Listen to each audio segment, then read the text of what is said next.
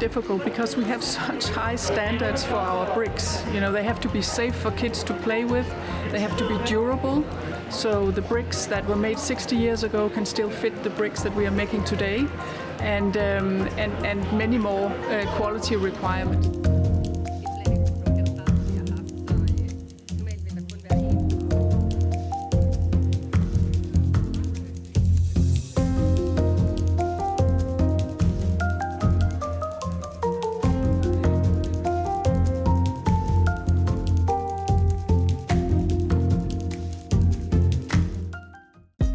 Hey, thanks for watching. If you like this video, check out these other videos from USA Today to stay up to date with all the latest news.